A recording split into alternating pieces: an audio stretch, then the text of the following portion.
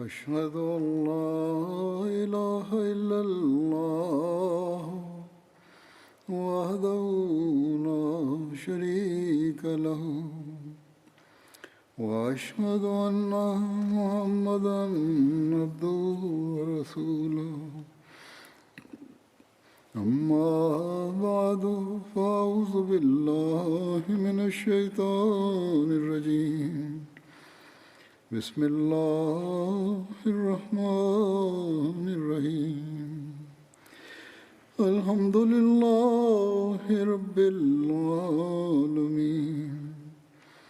الرحمن الرحيم مالك يوم الدين إياك نعبد وإياك نستعين اهدنا الصراط المستقيم صراط الذين أنعمت عليهم غير المغضوب عليهم ولا الضالين.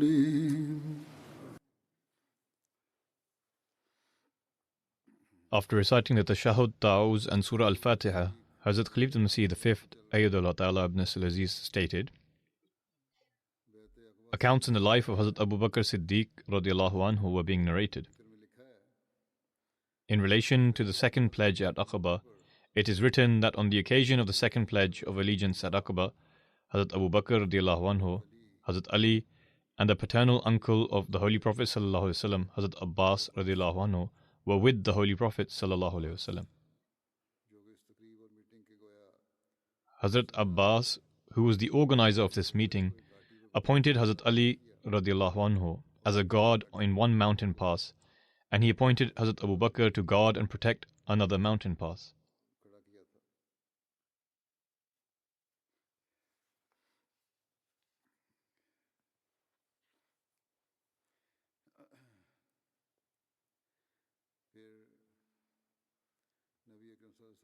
Similarly, when the Holy Prophet ﷺ migrated to Medina, it is stated that the Hazrat Abu Bakr radiallahu anhu accompanied him. It is written that the oppression of the disbelievers of Makkah upon the Muslims living there was intensifying.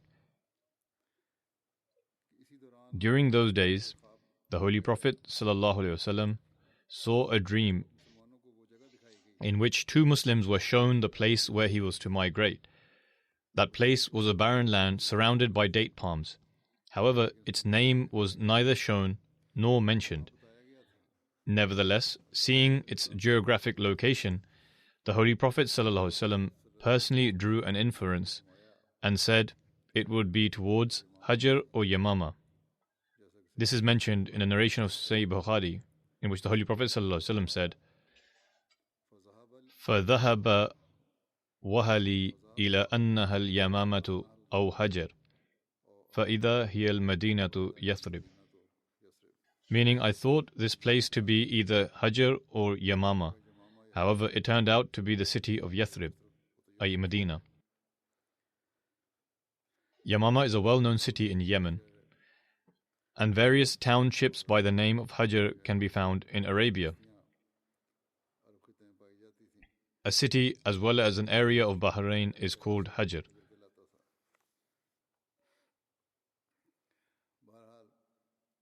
Nevertheless, only a short while later, the circumstances changed for the better.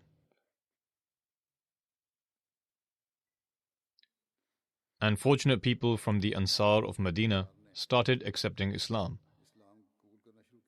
Subsequently, the Holy Prophet ﷺ was informed by way of divine revelation that it was the land of Yathrib, which later became known as Medina.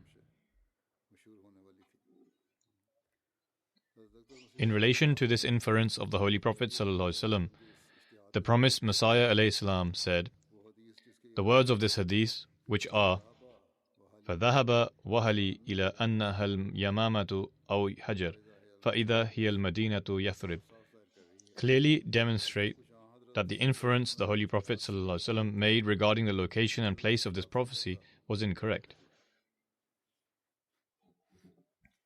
Hence, the Holy Prophet ﷺ permitted and guided the oppressed companions and Muslims living in Mecca to migrate towards Medina. Hence, the Muslims of Mecca started migrating to Medina.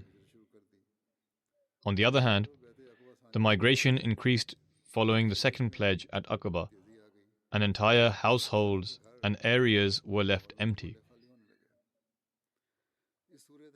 These circumstances enraged the barbaric chiefs of Mecca even further, and they started boiling with anger. Upon this, they took another step and prevented these oppressed individuals from migrating, and new methods of oppression were adopted.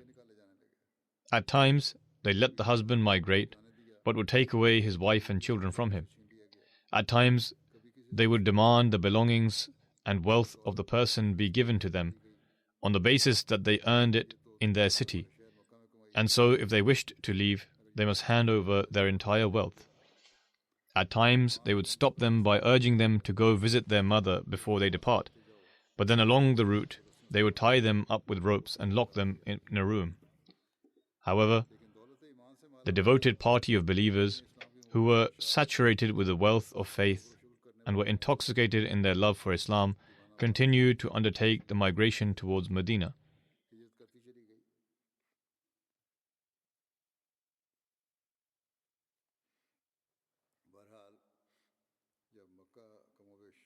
Nearly all those who were able to make the migration from Mecca had done so.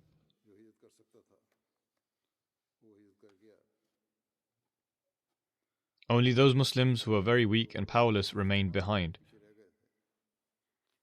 regarding whom it is mentioned in the Holy Quran, إِلَّا الْمُسْتَضْعَفِينَ مِنَ الرِّجَالِ وَالنِّسَاءِ وَالْوِلْدَانِ لَا يَسْتَطِيعُونَ حِيلَةً وَلَا يَهْتَدُونَ سَبِيلًا. Except such weak ones among men, women, and children as are incapable of adopting any plan or of finding any way. Aside from them, the Holy Prophet ﷺ himself was still in Mecca awaiting divine permission, and Hazrat Ali was also in Mecca. Hazrat Abu Bakr Siddiq radiallahu anhu went to seek permission to migrate, but he was told, "Wait, for I am hopeful that I too shall be granted permission." Or according to another narration, the Holy Prophet ﷺ stated, "Do not rush, for Allah the Almighty may well arrange for someone to accompany you." Thereupon, Hazrat Abu Bakr radiallahu anhu said, "O Messenger of Allah, may my parents be sacrificed for your sake. Will you also be granted permission to migrate?" It was as though the sorrow of separation from the Holy Prophet due to the migration had disappeared. Hearing this glad tiding, Hazrat Abu Bakr returned joyfully and abandoned the idea of migrating. Nevertheless, he very wisely purchased 2 camels, which were fed a special diet in order to prepare them for the unpredictable journey of the migration. Whilst mentioning these details, Hazrat Muslim Maud radiallahu anhu states, "The companions of the Holy Prophet ﷺ had begun preparations to migrate. One family after the other would begin to disappear from Mecca. Now even those who were awaiting the sovereignty of God Almighty became even more bold, and at times the houses of an entire street of Mecca would be locked at night, and come the morning when the people of the city would find it to be very quiet, upon inquiry, they would learn that all the residents of the street had migrated to Medina. This deep impact of Islam, which had been growing from within Mecca, had left the Meccans astonished. Eventually, Mecca had been vacated by the Muslims, and aside from a few slaves, only the Holy Prophet ﷺ, Hazrat Abu Bakr and Hazrat Ali radiallahu anhuma had remained in Mecca." He then states, "The idolaters of Mecca naturally harbored greater malice and enmity for the Holy Prophet ﷺ than anyone else, because they witnessed with their own eyes that as a result of his teachings, opposition to idol worship was continuing to spread. They believed that if they assassinated him, the rest of his community would automatically fall apart. For this reason, they would persecute the Holy Prophet ﷺ more than anyone else, and hoped that one way or another he would desist from his claims. In spite of all these difficulties, the Holy Prophet ﷺ instructed his companions to migrate, but continued to suffer these trials and difficulties himself, and did not migrate from Makkah, as he had not yet received permission from Allah the Almighty to do so. Hence, when Hazrat Abu Bakr radiallahu anhu asked if he should undertake the migration, the Holy Prophet ﷺ replied, Ala ruslika fa inni arju an yu'dhana li, meaning, wait, for I hope that I too shall be granted permission. The disbelievers of Makkah convened in Darul Nadwa to secretly plot against the Holy Prophet ﷺ. Regarding this, it is recorded, the chieftains of Makkah were enraged and agitated that the Muslims were slipping out of their hands to safety. For this reason, they gathered in Darul Nadwa. Allama ibn Ishaq writes, when the Quraysh observed that a group of supporters had joined the Holy Prophet ﷺ, who were neither from the Muslims of Makkah, nor did they belong to their region, and that other companions of the Holy Prophet ﷺ were migrating towards those people, the Quraysh realized that the Muslims had found safety with them, and that they, i.e. the people of Medina, had given them refuge. They became concerned that the Holy Prophet ﷺ would migrate to them, and that they would gather together against them for war.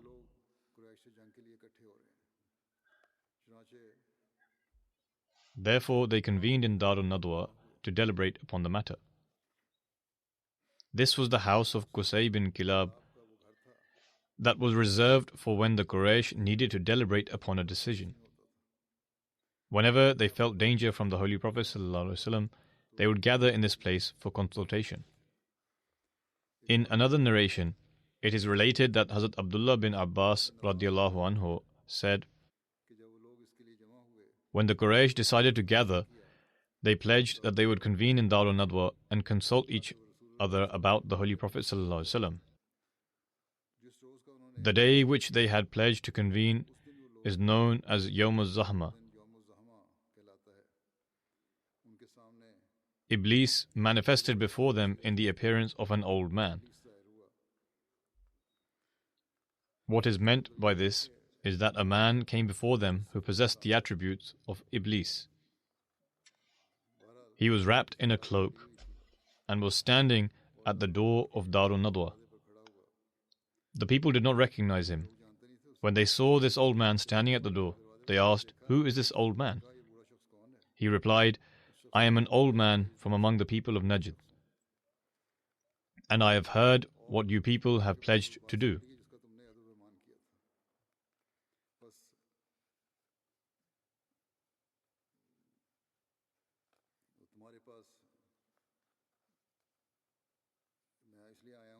I have come to you to hear what you have to say. Perhaps you will find a useful suggestion or something of benefit." This is what he said regarding himself. The people agreed and allowed him to enter. He entered along with all the others. Attending was a large party of chieftains of the Quraysh, including prominent names like Utbah bin Rabi'a, Shaybah bin Rabi'a, Abu Sufyan bin Harb, Taymah bin Adi, and others like Abu Jahl bin Hisham, the two sons of Hajjaj, and many others. There were also some chieftains who were not from among the Quraysh. When everyone had gathered, and it came time to present suggestions, one person suggested that he, i.e. Muhammad sallallahu alaihi wasallam, should be imprisoned and locked up behind iron bars. Then they would wait for his death, just as they did with two poets, the likes of Zuhair and Nabgha, and other poets that have passed. In other words, wait for his demise, just as they did with two poets, Zuhair and Nabgha, before him.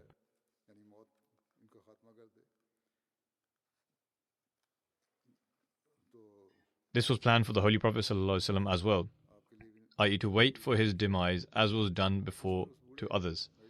Upon hearing this suggestion, the old man from Najd said, "No, I swear by Allah, according to me, this suggestion is not appropriate. By Allah, if you people imprison him, this news will reach his companions even from behind closed doors. Then it is likely that they will launch a sudden assault on you and free him from your custody. Following that, they will increase their numbers with his help and defeat you. Thus you must think of another strategy." Upon this, another person suggested, "We should excommunicate him and exile him from our city, after which we will not associate with him and will not be concerned about where he goes.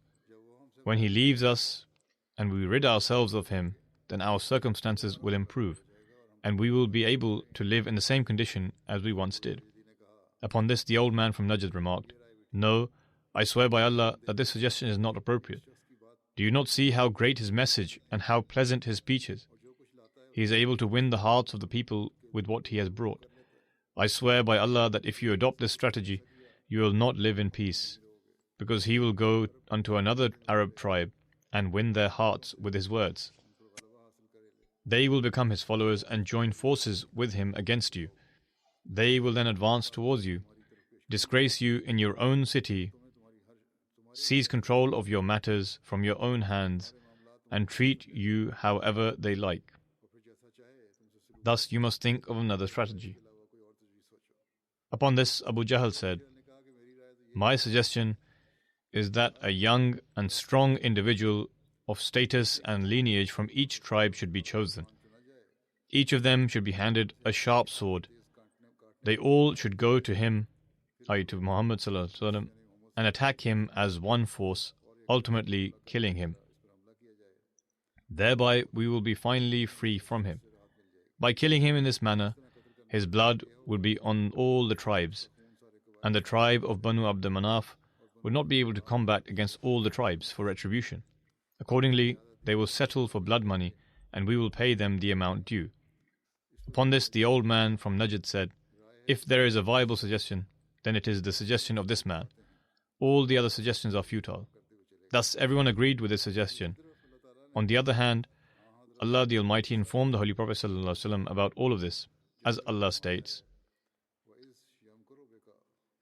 وَإِذْ يَمْكُرُ بِكَ الَّذِينَ كَفَرُوا لِيُثْبِتُوكَ أَوْ يَقْتُلُوكَ أَوْ يُخْرِجُوكَ وَيَمْكُرُونَ وَيَمْكُرُ اللَّهُ وَاللَّهُ خَيْرُ الْمَاكِرِينَ. And remember the time when the disbelievers plotted against thee, that they may imprison thee, or kill thee, or expel thee. And they planned, and Allah also planned, and Allah is the best of planners. Along with this, Angel Gabriel informed the Holy Prophet ﷺ of this permission to migrate. The Promised Messiah ﷺ states, "When the disbelievers of Makkah intended to murder the Holy Prophet ﷺ, Allah the Almighty informed His virtuous Prophet of their evil plot, and instructed him to migrate from Makkah to Medina.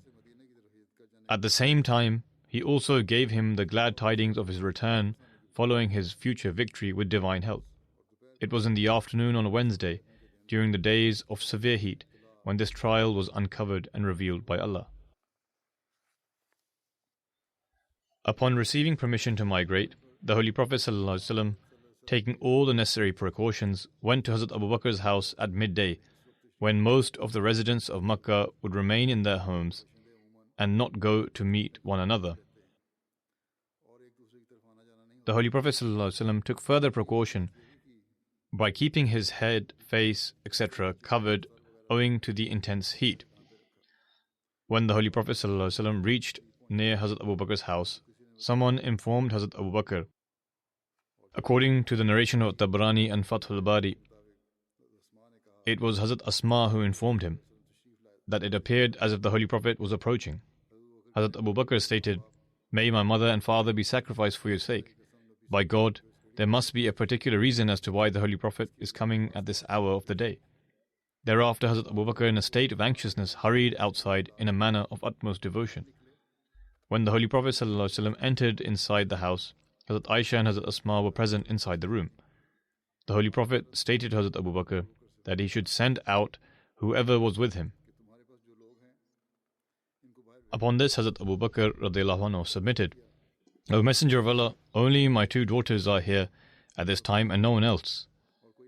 And according to another narration, Hazrat Abu Bakr submitted, O Messenger of Allah, only the members of your household are present in the house and no one else. Upon this, the Holy Prophet stated, Abu Bakr, I have been granted permission for migration. Hazrat Abu Bakr immediately submitted, O Messenger of Allah, will I be able to accompany you? The Holy Prophet stated, yes. This is a narration from Bukhari. Upon hearing this, Hazrat Abu Bakr began to cry out of happiness. Hazrat Aisha radiallahu anha relates that this was the first time she realized that someone can cry out of happiness as well. Subsequently, the entire plan and arrangements for the migration were formulated. Hazrat Abu Bakr submitted, O Messenger of Allah, I had purchased 2 camels for this very purpose. Take one of them. The Holy Prophet replied, I will purchase it for a price. Upon the Holy Prophet's insistence of paying for the camel, Hazrat Abu Bakr was left with no option but to accept. He had bought the 2 camels for 800 dirhams, and so the Holy Prophet bought one of them for 400 dirhams. According to one narration, the Holy Prophet bought the camel for 800 dirhams. It was then settled that the first stop would be Cave Thor, where they would spend 3 days. It was also decided that a person would accompany them who was an expert in all the known and unknown routes of the desert around Makkah. For this, they spoke to Abdullah bin Uraykid, who, although was an idolater, he was a noble and trustworthy person whom they could rely on. Biographers state that he did not accept Islam, but according to one narration, he accepted Islam later on. Nevertheless, 3 camels were given to him, and he was told to come to Cave Thor in the morning after exactly 3 days. Hazrat Abdullah bin Abi Bakr, who was an intelligent young man, was assigned the duty that he would go around the various gatherings in Makkah each day and assess the situation. He would then go to Cave Thor in the evening and give the reports. Hazrat Abu Bakr radiallahu anhu had a wise and responsible slave named Amir bin Fuhaira. He was assigned the task that he would graze his goats around Cave Thor, and in the evening he would milk the goats and provide them with milk. Then, after designating the time for leaving Makkah, the Holy Prophet quickly left from Hazrat Abu Bakr's house and returned home. After returning home, he informed Hazrat Ali radiallahu anhu of his plan to migrate and assigned him a precarious task in that he was to sleep in the Holy Prophet's bed with his green, or according to another narration, red mantle, which the Holy Prophet ﷺ used whilst sleeping. He assured this devoted servant the glad tidings of support from Allah by saying, Do not worry. Sleep in my bed with complete contentment. The enemy will not be able to harm you in the slightest. The Holy Prophet ﷺ, who was the most truthful and trustworthy, was worried about the possessions he had been entrusted with by the people of Makkah, and owing to this responsibility, he said to join him after he had returned the possessions, i.e., he told Hazrat Ali to come to Medina once he had returned the possessions. Hazrat Ali remained in Makkah for 3 days and gave the possessions that had been entrusted to the Holy Prophet ﷺ back to their owners. When he completed this task, he joined the Holy Prophet ﷺ when he was in Quba. After this, the Holy Prophet stepped out of his house, where the elect brave individuals had gathered with their bloodthirsty intentions. With their swords in their hands, they kept watch over the Holy Prophet's house, waiting for nightfall when they would launch a sudden attack and finish him off with one strike. Abu Jahl, who was their ringleader, was saying in an arrogant and mocking way, Muhammad says that if you follow him, they will become the kings of the Arabs and non-Arabs alike. Also that you will be raised up after your death, and that you will receive gardens like that of Jordan. And if you do not do this, then there will be bloodshed amongst you. The Holy Prophet ﷺ came outside and said, Indeed, this is what I say, and recited the following verses of Surah Yasin. Yasin wal Qur'an al Hakim innaka lamin al mursaleen ala siratim mustaqim.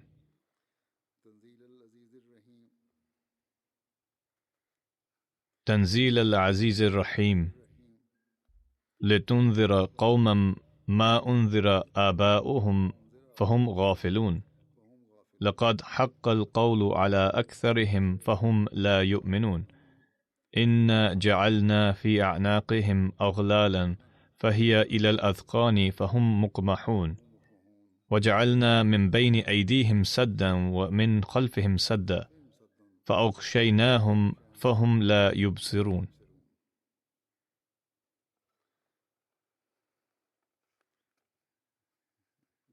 The translation is Yasin, O leader, by the Quran, full of wisdom, thou art indeed one of the messengers on a right path. This is a revelation of the Mighty, the Merciful, that thou mayest warn a people whose fathers were not warned, and so they are heedless. Surely the word has proved true against most of them, for they believe not. We have put round their necks collars reaching unto their chins, so that their heads are forced up. And we have set a barrier before them and a barrier behind them, and have covered them over, so that they cannot see. The Holy Prophet ﷺ left in the midst of them, and they were utterly helpless. It was the power of Allah the Almighty that not a single person saw him leave. In fact, they would constantly peer inside and become content that Muhammad ﷺ was sleeping on his bed. Hazrat Mirza Bashir Ahmad Sahib has mentioned this incident in Sirat Khatam al-Nabiyyin as follows. In the darkness of the night, the cruel Quraysh from various tribes had besieged the home of the Holy Prophet ﷺ with their bloodthirsty intentions. They were waiting for dawn or for the Holy Prophet ﷺ to come out of his home so as to launch a sudden assault and assassinate him. Various trusts belonging to the infidels were still with the Holy Prophet ﷺ, for despite their extreme enmity, many people would often entrust their belongings to the Holy Prophet on account of his truthfulness and trustworthiness. Therefore, the Holy Prophet explained the accounts of these trusts to Hazrat Ali and instructed him not to leave Makkah until these trusts were returned. Then he instructed, "You lie on my bed," and assured him that no harm would come to him. He lied down, and the Holy Prophet covered him with his red-colored mantle. After this, the Holy Prophet invoked the name of Allah and left his home. At that time, the besiegers were present in front of the Holy Prophet's door. However, since they did not anticipate that the Holy Prophet would leave his home so early in the night, at that time they were in such a state of unawareness that the Holy Prophet left right through their midst, leaving them in their ignorance, and they had not a clue. On the other hand, the Quraysh who had besieged the home of the Holy Prophet would peer through after short intervals, and upon seeing Hazrat Ali, who was in fact lying in the place of the Holy Prophet, they would find comfort. But the next morning they found out that their prey had slipped their hands. Upon this, they frantically ran here and there, searched the streets of Makkah, looking in the homes of the companions, but nothing was to be found. In their rage, they took hold of Hazrat Ali and beat him somewhat. Regarding this incident, the Promised Messiah ﷺ states, when owing to the unforeseen circumstances, the Holy Prophet ﷺ had to leave his hometown, and the opponents had surrounded his blessed house with the intention of killing him, a dear relative who was imbued with love and faith in the Prophet, and on the orders of the Holy Prophet ﷺ, laid down on his bed without any fear of death. He hid his face so as not to arouse the suspicion of the enemy's spies, which would hint that the Holy Prophet ﷺ had left. They remained content, waiting for the opportunity to kill him. Kas bahre kase sar na dihad jana fishanad, ishq ast ke inkar basad sidq kunanad. Meaning, no one willingly sacrifices their life for another. It is only true love that can make a man do this happily and willingly. The Prophet ﷺ further says, the Holy Prophet ﷺ left his home at some point in the night. In fact, this was not by the Prophet ﷺ. There are different narrations about what time he left, and they vary.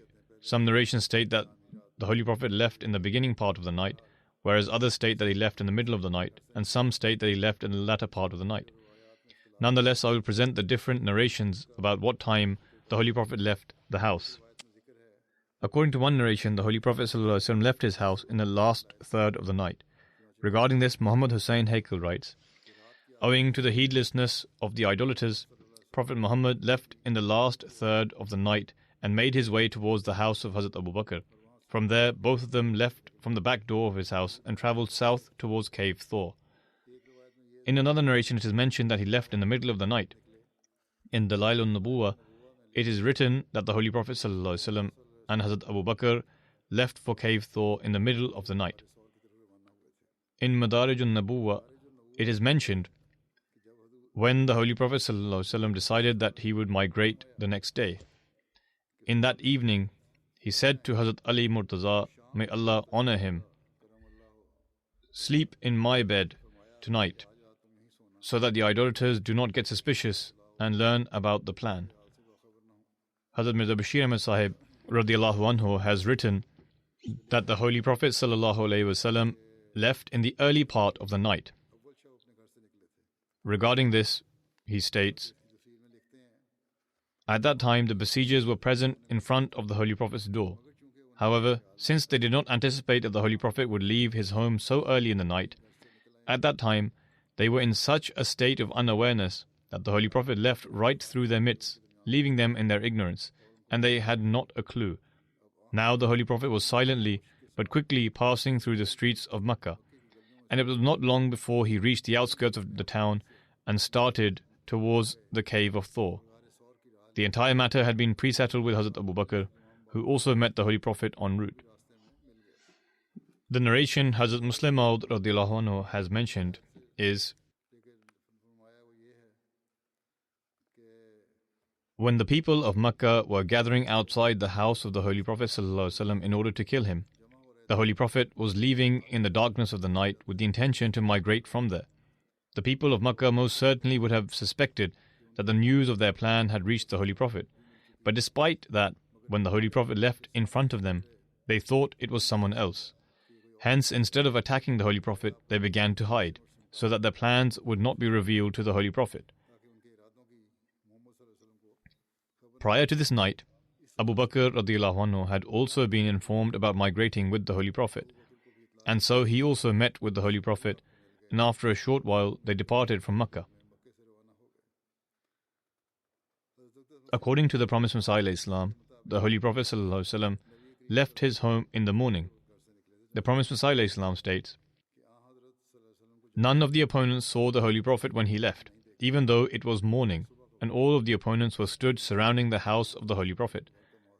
Just as God Almighty states in Surah Yasin that a covering was placed over their eyes of the unfortunate people, and the Holy Prophet left them in a state of utter humiliation.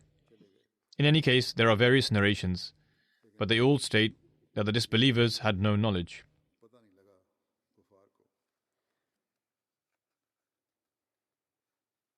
There are also various narrations with regards to which direction the Holy Prophet went when he left his home.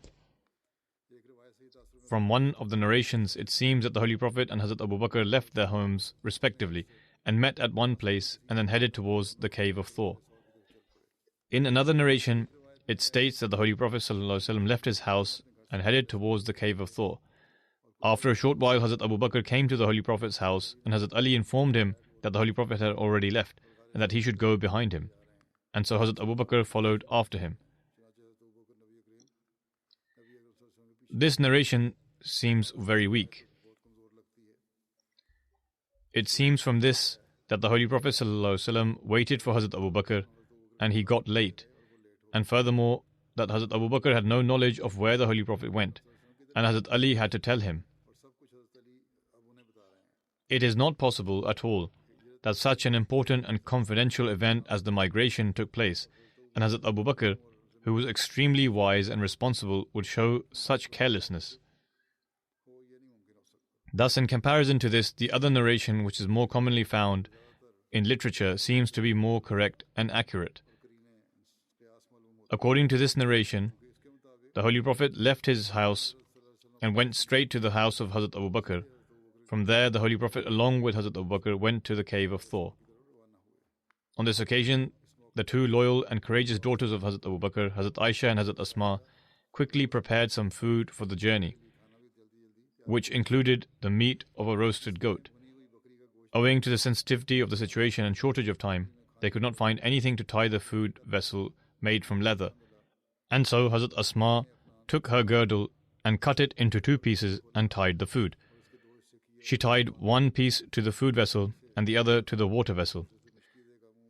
The Holy Prophet ﷺ was carefully observing this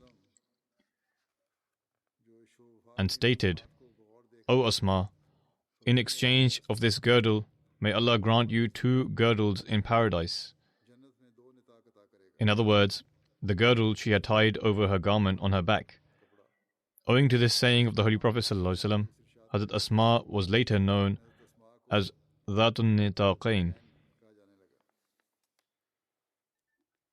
During the journey, the Holy Prophet ﷺ was continuously reciting the following verse: وَقُلْ رَبِّ أَدْخِلْنِي مُدْخَلَ صِدْقٍ وَأَخْرِجْنِي مُخْرَجَ صِدْقٍ وَاجْعَلْ لِي مِن لَّدُنْكَ سُلْطَانًا نَصِيرًا.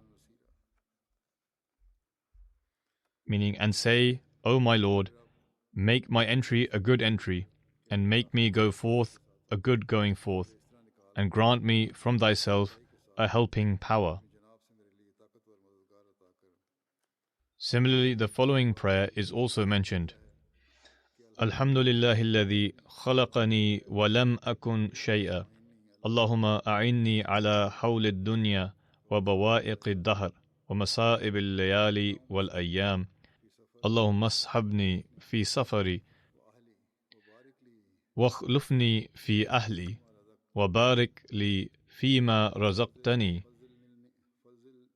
wa laka fadhallilni وعلى صالح خلق فقومني وإلى ربي فحببني وإلى الناس فلا تكلني أنت رب المستضعفين وأنت ربي أعوذ بوجهك الكريم الذي أشرقت له السماوات والأرض وكشفت به الظلمات وصلح إليه أمر الأولين والآخرين أن يحل به غضبك أو ينزل علي سخطك. أعوذ بك من زوال نعمتك وتحول عاقبتك وجميع سخطك. لك العقبى خير ما استطعت ولا حول ولا قوة إلا بك. Meaning, all praise is due to Allah, who created me when I was nothing. O Allah, grant me help from the fears of this world and the afflictions of this era and the trials of the day and night. O Allah, become my companion in this journey and the guardian of my family. Bestow blessings in that which you have granted me and enable me to show servitude to you. Enable me to remain steadfast in this excellent state of creation and to become the beloved of my Lord, and do not let the people get to me. You are the Lord of the weak ones, and you are also my Lord.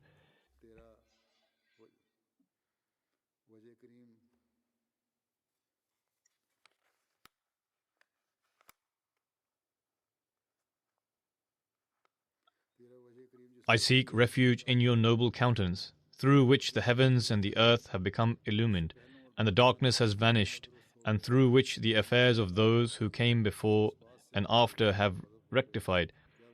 I seek refuge from incurring your wrath and displeasure.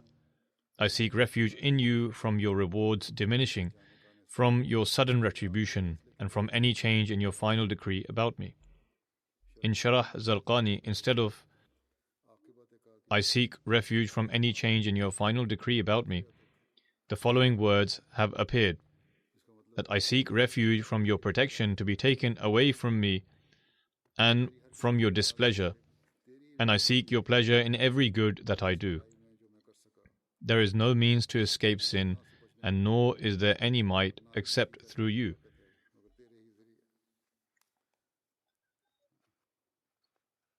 Whilst departing from behind the Kaaba, the Holy Prophet turned his blessed countenance towards Makkah and addressed the city with the following words: O Makkah, by God, from all of Allah's lands, you indeed are the dearest to me and most beloved to Allah as well. And if your people did not force me out, I would never have left. Imam Bayhaqi writes that during the journey to Cave Thor, sometimes Hazrat Abu Bakr would ride in front of the Holy Prophet, sometimes behind him, sometimes to his right, and sometimes to his left. The Holy Prophet asked him the reason, to which he replied, O Messenger of Allah, when I feel like someone may be approaching from the front, I ride in front of you, and when I fear that someone may attack from behind, I move behind you, and sometimes I move to your right, and sometimes to your left, so that you remain protected from all sides. According to one narration, as the Holy Prophet walked upon the mountainous terrains towards the Cave Thor, his feet became injured. According to another narration, his foot hit a rock along the way, causing it to become wounded.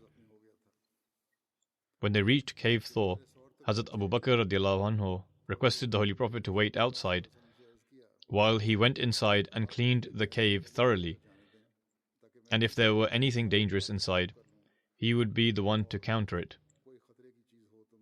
Thus he went inside and cleaned the cave, and he blocked any holes and crevices with his own clothes. Then he invited the Holy Prophet inside. It is stated that the Holy Prophet ﷺ lay down and placed his head on Hazrat Abu Bakr's leg. There was one hole which Hazrat Abu Bakr either did not have enough cloth to block it or had not seen it, and so he covered it with his foot. It is recorded that either a scorpion or snake kept biting him through the hole, but out of fear of disturbing the Holy Prophet by moving, Hazrat Abu Bakr remained still. When the Holy Prophet awoke, he noticed that the color of Hazrat Abu Bakr's face had changed and asked what was wrong.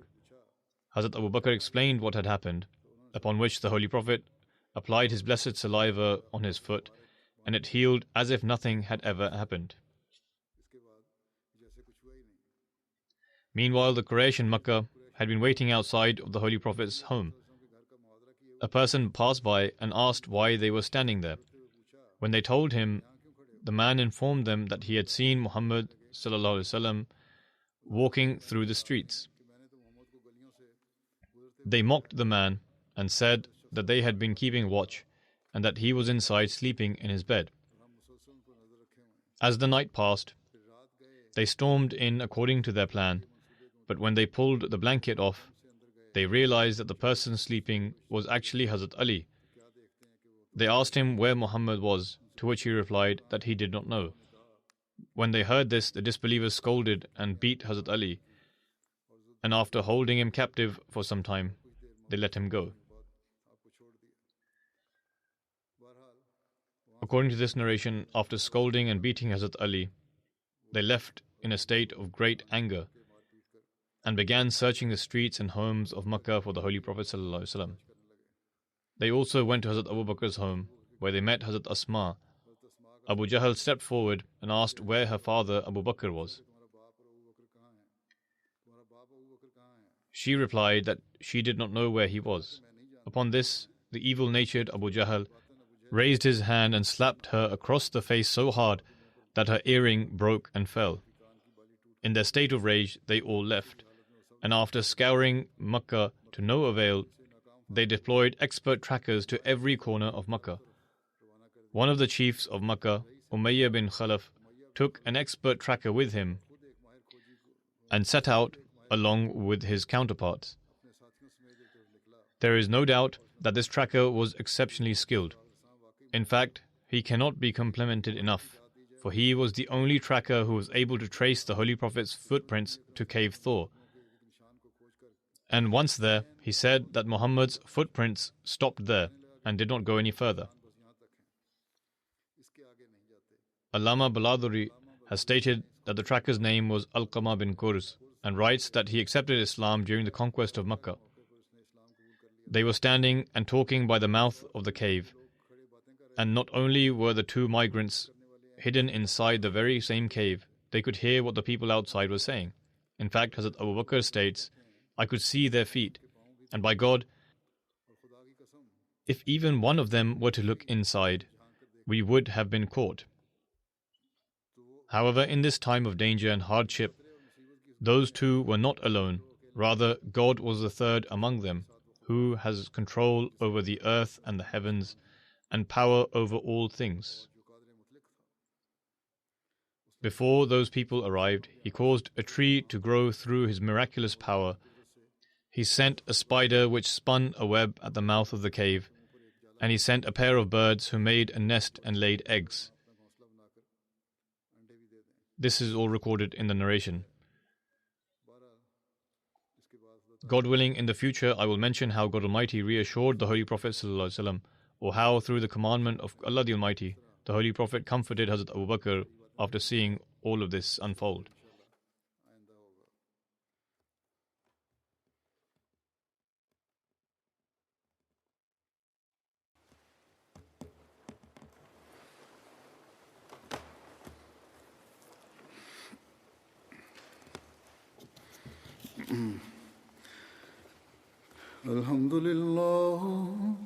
الحمد لله نحمده ونستعينه ونستغفره ونؤمن به ونتوكل عليه ونعوذ بالله من شرور أنفسنا ومن سيئات أعمالنا من يهده الله فلا مضل له ومن يضلل فلا هادي له ونشهد أن لا إله إلا الله ونشهد أن محمدا عبده ورسوله عباد الله رحمكم الله إن الله يأمر بالعدل والإحسان وإيتاء ذي القربى وينهى عن الفحشاء